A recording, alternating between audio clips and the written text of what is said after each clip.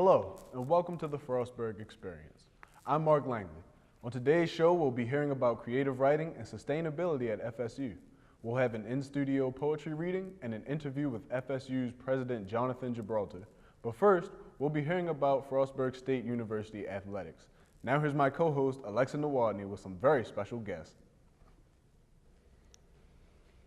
Thanks, Mark. We have a great panel of guests with us today. Joining me is the Director of Athletics, Troy Dell, track and field coach, Dale Louie, and field hockey coach, Carly Sweeney. Thank you all for joining us. Mr. Dell, let's start with you.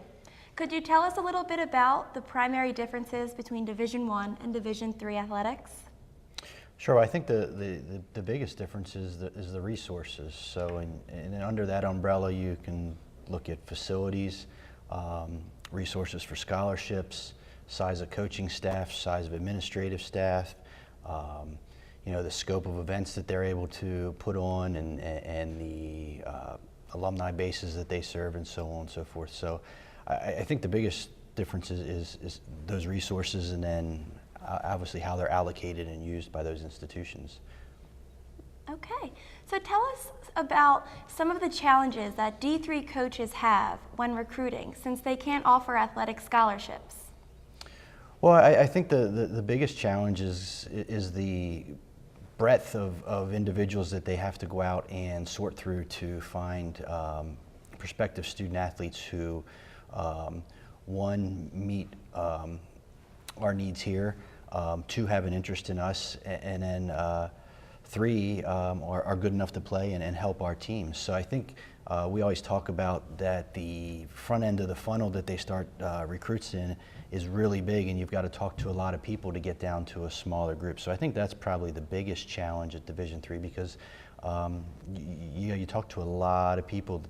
We start talking to kids who have Division I type credentials, and then you talk to kids who have Division II credentials, and you try to convince some of those folks that this is a good place for them as you work down through the process. Interesting. So what kind of expectations does the NCAA have regarding academics, and what standards are expected to be upheld? Sure. Well, the NCAA allows each individual institution to set their own expectations for what allows a student athlete to be eligible. Within that, individual conferences in Division III can set expectations, and then individual institutions can have stricter, guidelines that they follow on top of those. Here at Frostburg State University, we have a set of guidelines that are more stringent than I think a lot of institutions. There's a large focus put on progress towards a degree. We want to give incoming freshmen an opportunity to come in and get their feet on the ground, so there's a little bit of flexibility with GPA after the first semester and first year. But after that, those first two semesters, it's about making progress towards your degree and getting out of here and making sure you have a good GPA when you do that. Okay. Coach Louie, could you tell us a little bit more about the NCAA's regulations with regards to contacting prospective athletes? Well, again, there's differences at all three levels of the NCAA. One of the bigger differences at Division III is we don't have any dead periods. Dead periods are periods of time where there are certain restrictions, or a true dead period, there's no ability to contact a prospective athlete. We don't have dead periods, and there's pros and cons to that. The pros of that is we do have the ability to reach out to athletes throughout the year, summertime, school year, etc. The negative from a personal perspective of a Division III coach and Division III institution is that it's really a year-round, nonstop process. Okay, so the NCAA has its expectations, but coaches frequently have their own expectations. Coach Louie, could you share your expectations for your own athletes? Yes, we really stress the mantra of Division III. The idea that they are student athletes, and right from the start with recruiting. It's one of the things that I stress all the time in our communications, the fact that the word student comes before that portion athlete, and that's our expectation. And Division III is a great opportunity, I believe, for a student athlete to get involved in things other than athletics. And one of our expectations in our program is that we do want a well-rounded student athlete, good in the classroom, hopefully involved somewhere in the community, on campus, and then hopefully also then performing well for us athletically. Interesting. How about yours, Coach Sweeney?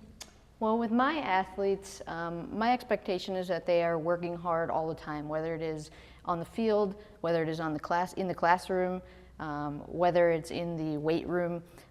We also, to piggyback off of what Coach Louis said, we hold academic standards to the highest regard.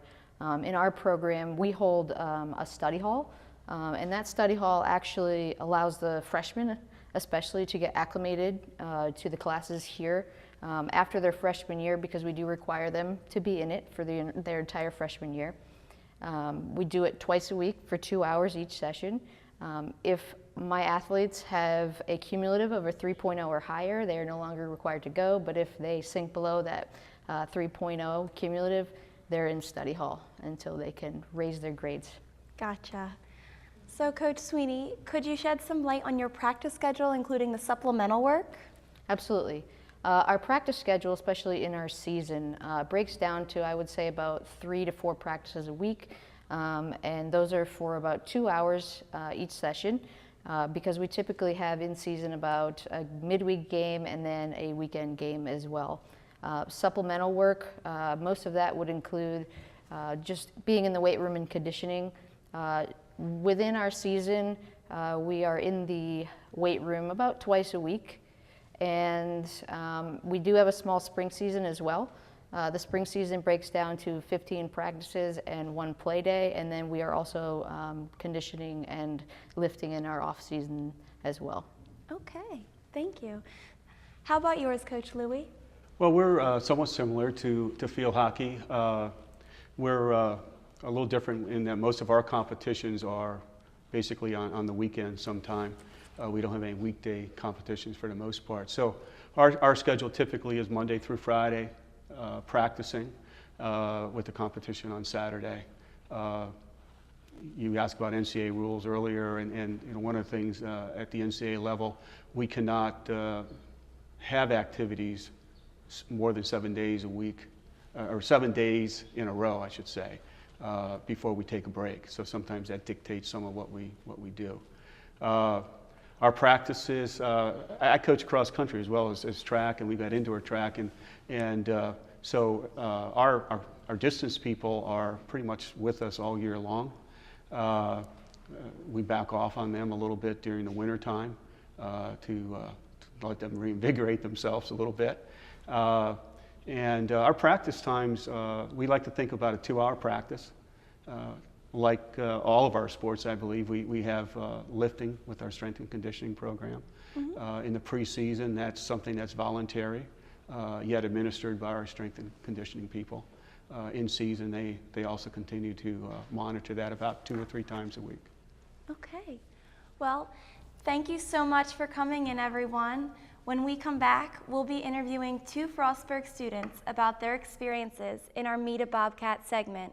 We'll be back after these messages. Bring out the action hero in you. Fuel up right and get energized.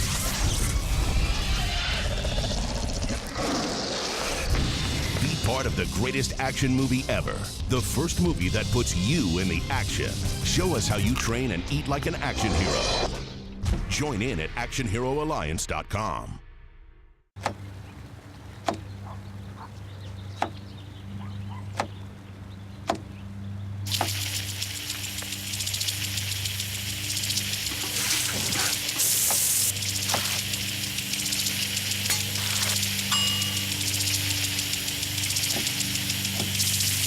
Clean kitchen surfaces, utensils, and hands with soapy water. 1 in 6 Americans will get sick from food poisoning this year. Keep your family safer. Check your steps at foodsafety.gov.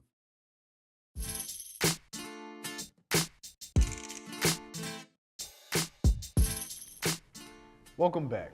Before the break, we had a great athletics panel and learned about our athletic teams and how they balance everything on their plate.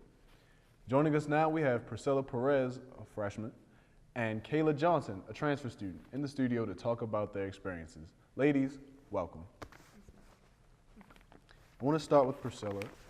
How have you adjusted to the college life? I adjusted pretty quickly. I remember the first week I was like panicking because I realized that I was going to do a lot of things on my own. But after a week, I got kind of used to it, and I actually enjoy it now. Yeah. Okay, I remember those days. How about you, Kayla? As a transfer student, how did you make the transition to Frostburg from your old school? Well, Mark, the transition was actually pretty easy because you no longer have to worry about your schoolwork after being at a community college for 2 years. The only difference was learning to live with 3 other different girls in one small apartment, but really and truly it just wasn't that much of a struggle or anything. Very interesting. Okay, now Priscilla, do you have any ideas for an intended major? Yes, I actually do. I'm really interested in becoming a teacher. And so I'm majoring in elementary and middle school education. Okay. Yeah. That's a great major. What about you, Kayla? I'm also an elementary and middle school education major, so that's, ooh, what a quinky dink. I already have my AA in teaching for my community college, so I decided to go ahead and continue it here. Sounds good. Okay, Kayla. A big part of a great college experience is branching out and networking. Have you joined any on-campus organizations or clubs? I'm in 2. I'm on the Frostburg women's swim team here. It was my first year in college swimming, and then I am currently in Alpha Sigma Tau and on-campus sorority. So I'm very happy that I chose those 2. Great group of friends and just great people to be around all the time. Keeps me busy. How about you, Priscilla? Any on-campus organizations that you've joined?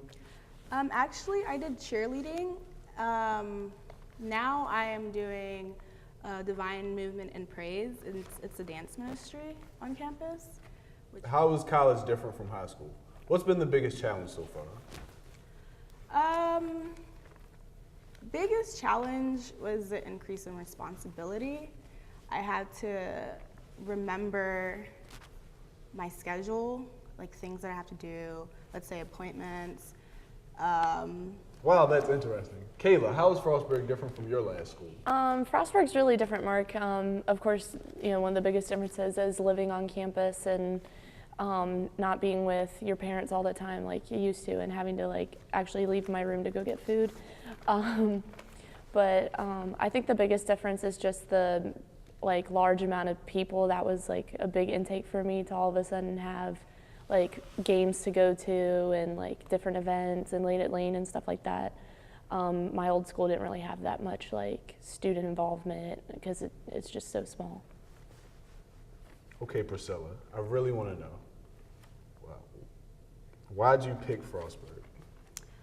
I really enjoy the scenery. Being in the mountains is really relaxing, and it actually helps me focus on my work better. So yeah. Okay. What about you, Kayla? I had never heard of Frostburg before until my cross-country coach at my old school told me to come run here, and coincidentally, the swim coach called me that same day. So I came here for a visit, and I just really, after coming here, I felt 100% at home. And to me, that was like one of the biggest things, like being a transfer student, was I wanted to have my second home. And so it was really important to me to like feel welcomed, and Frostburg did a really good job at that. We're glad to hear it. We're glad both of you came. Now, Priscilla, what would you tell incoming freshmen about college life now that your first year is almost over? I would tell them, enjoy the time, because it's going to be over quick. Just take advantage of it. Go to class, because you're paying for it. Just enjoy it. Very important, very good advice. Kayla, what would you tell potential transfer students? I think the biggest thing is get involved right away. Find a club, find a sorority, fraternity, find an intramural team, find a sports team, and get involved, because once you transfer here, you're no longer a transfer. You're a Frostburg State University student. So I think that's something that should always be kept in mind. And biggest thing, get involved, find something. That's good. Thank you both so much for coming in and talking about your experiences. When we come back, we'll be talking about some of the local artists in Frostburg and even have an in-studio reading. Stay tuned.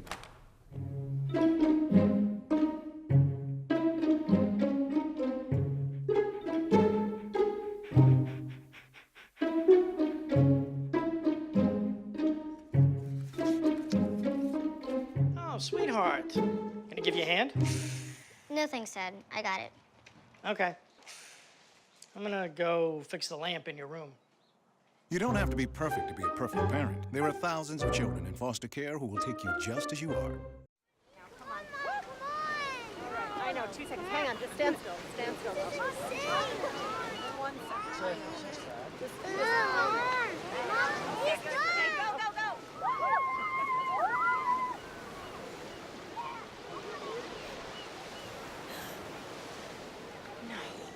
Boys, hang on, boys! You don't have to be perfect to be a perfect parent. There are thousands of children in foster care who will take you just as you are.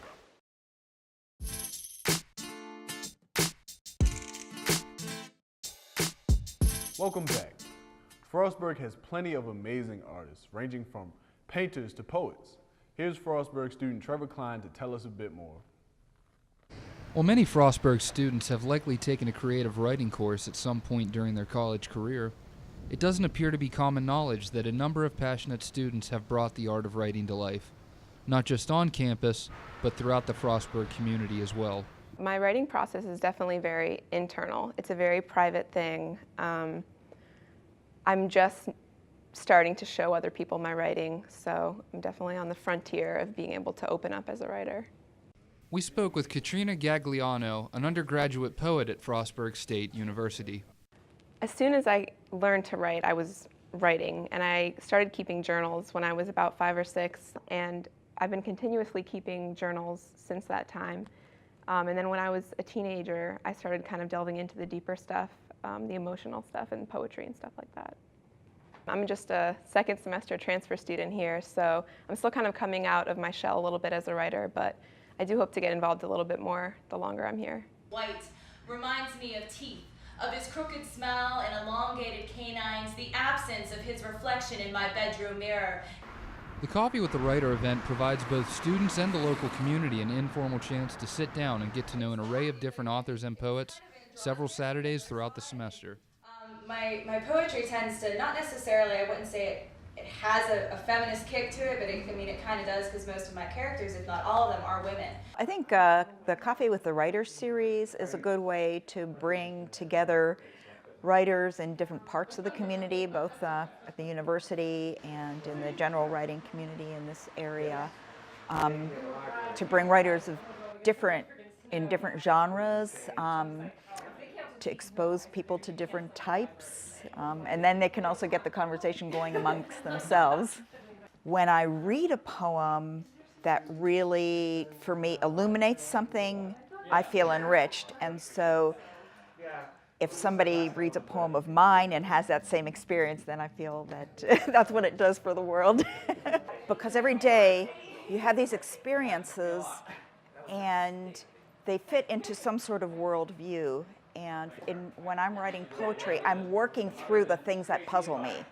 I think creative writing and the arts in general can bring something to your life that other types of majors don't necessarily bring. And they can enrich a student's approach to his or her major. For example, a teacher who's going to be teaching math or something can learn a creative way of doing that, perhaps. Or an engineer, maybe even realizing that, well, engineering is really creative. I never thought of it this way. I thought it was just problem solving, but so is writing. Writing is problem solving in a lot of ways, and so it can help them just to see their own major in a different way.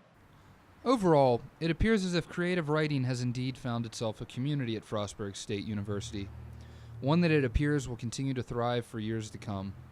For the Frostburg Experience, I'm Trevor Klein. Wow, that's incredible. Here in the studio now, we have Katrina Galliano. Katrina is a psychology major and very much enjoys poetry. She's here to read an original poem entitled No Sleep. My eyelids are elevators, forever stuck on the same floor, a nauseating, never-ending ride on which I am accompanied by Poe's relentless heart and the overwhelming smell of dozens of dreams deferred, the waxing memories melting over me, filling me with my father's doubt. I count his riddles like persistent, bloated sheep. I will scream in drunken terror, crying for my wild wolf to gobble them up, drink my tears, and lay me down. Katrina, that was a great reading.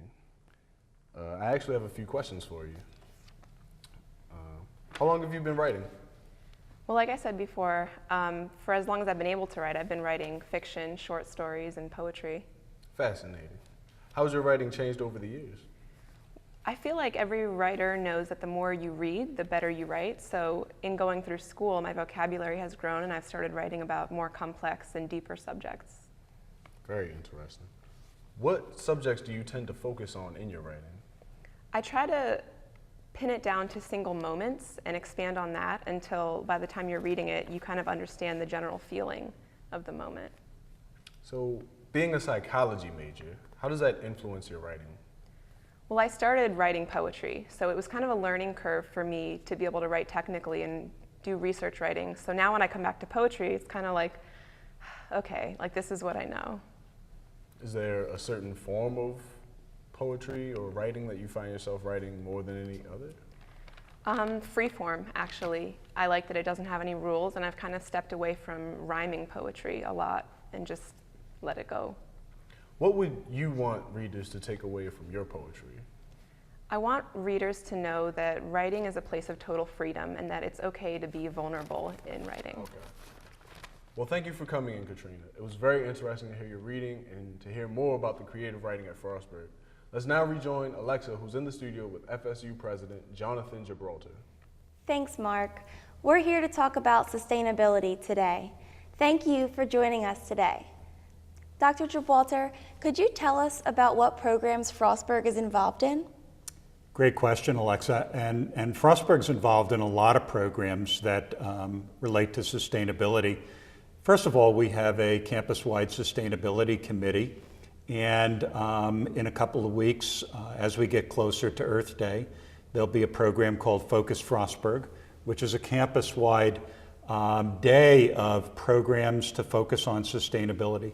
Frostburg Grows is a greenhouse project that actually is farm to table to farm.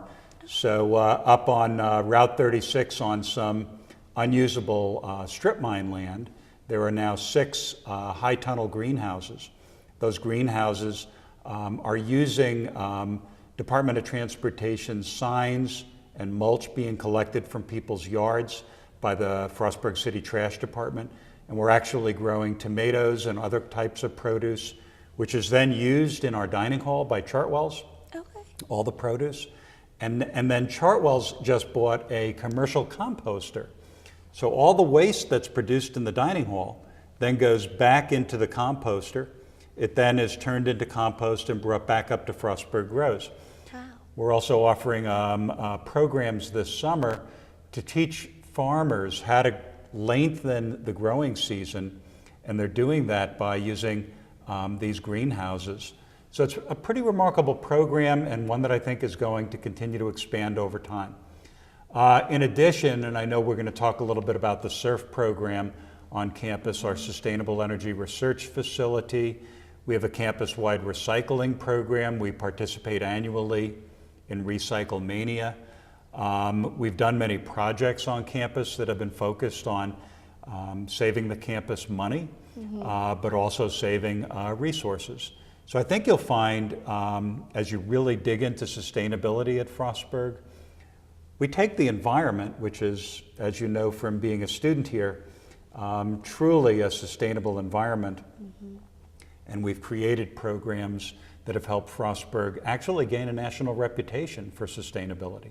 Wow. Well, that's good to know, Dr. Gibraltar. You were recently a presenter at the National Climate Leadership Summit. Could you tell us a little bit more about that? The National Climate Leadership Summit was actually hosted by Second Nature and the American College and University President's Climate Commitment.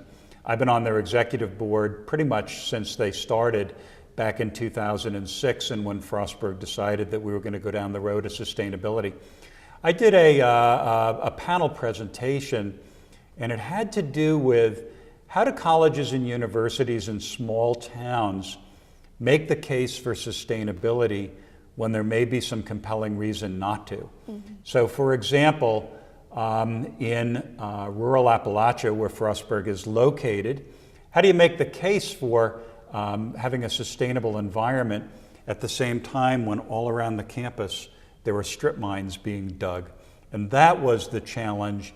And how do you, the conversation that I had was about being part of the local community, not being able to take a stand against coal mining on the one hand, but on the other hand, having to make sure that people really understood that sustainability can still matter. Sustainability is important.